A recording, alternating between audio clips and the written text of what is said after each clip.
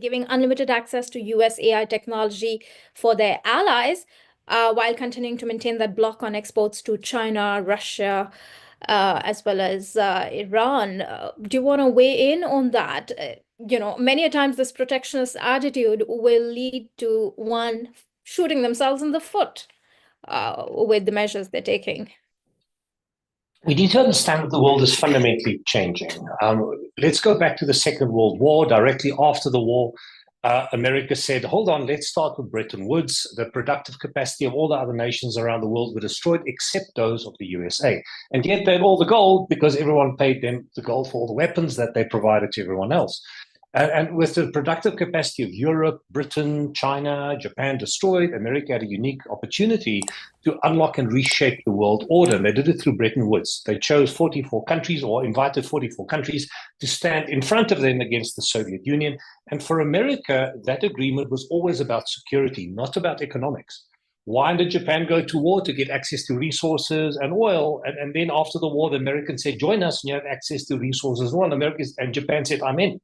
And countries like Germany and Japan grew tremendously because of the American overwatch. America created an environment that fostered globalization. 600 military bases, the pirates wouldn't take down your ships in the Strait of Hormuz or in the Malacca Straits or Bab al-Mandab.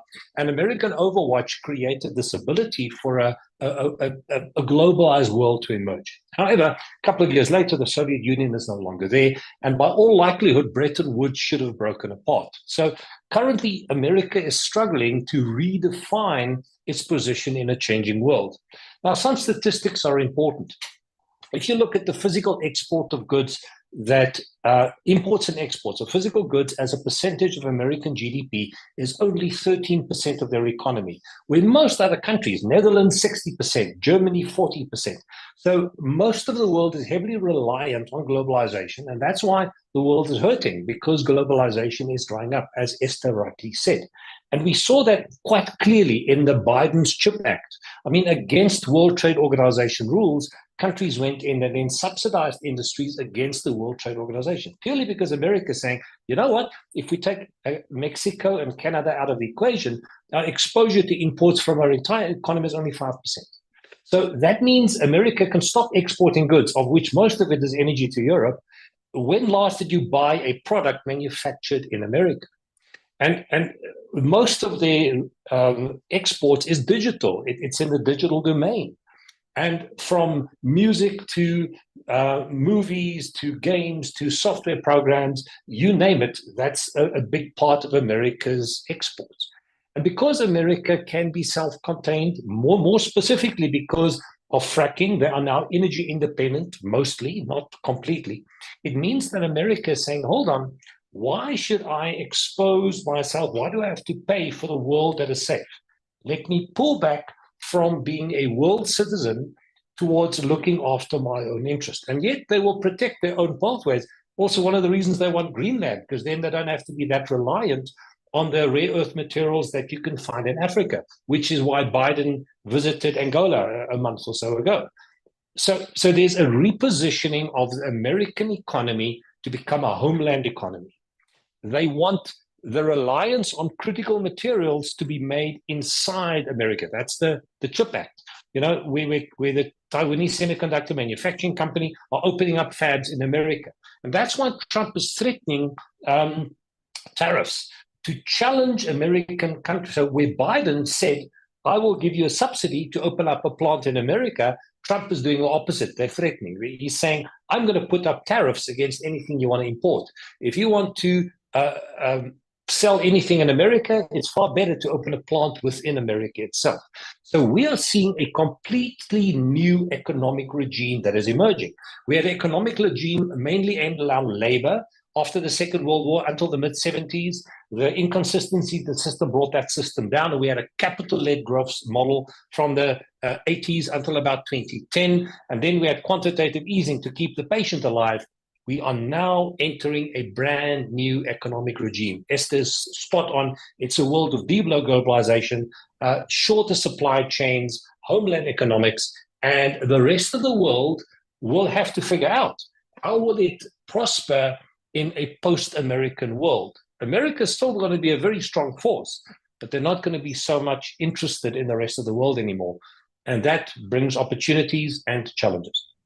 Uh, Peter, could you weigh in on this as well in terms of What do you think, what lessons the African continent could be taking away from China's tech advancement? And would they have a choice to make in many of these technologies and they will have to pick the path that they take? Or do you think there is convergence and, you know, applicability of these of various technologies across various sectors, and it's not so much a matter of choice?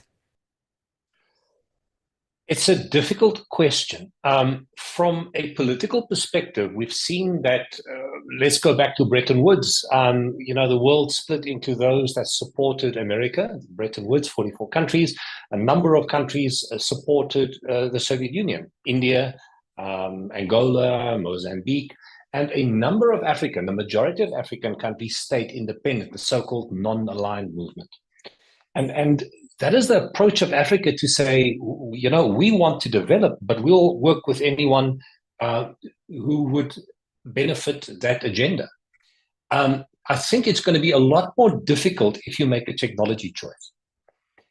Because of the approach of America to close its borders, I think there's opportunity for some Chinese technologies to literally unlock that value. And I don't think it's going to be a choice. It's going to be a commercial decision. We look at the unbelievable technology that Huawei brought in the space. Almost every single country in Africa is utilizing the Huawei kit because it's technologically superior in some cases and far cheaper than some of the competitors from Europe. So I don't think it's going to be a political decision politically. I think the governments would like to be independent, but it might be an economic decision. And how that plays out in years ahead, it's going to be very difficult for me to predict. But I do believe that Africa does need to develop. Its growth in population is going to be enormous. It's very concerning because we're going to see consumption patterns drop dramatically around the world. And that means that the revenue from Africa is going to decline. And we're going to see a continent that's going to become poorer and poorer unless it unlocks its entrepreneurial spirit. And it will need technology. From where this technology will come from and what standards they will centralize or standardize around, that's an open debate. I just know that Africa do need the entrepreneurial spirit of all engineers, wherever they may come from.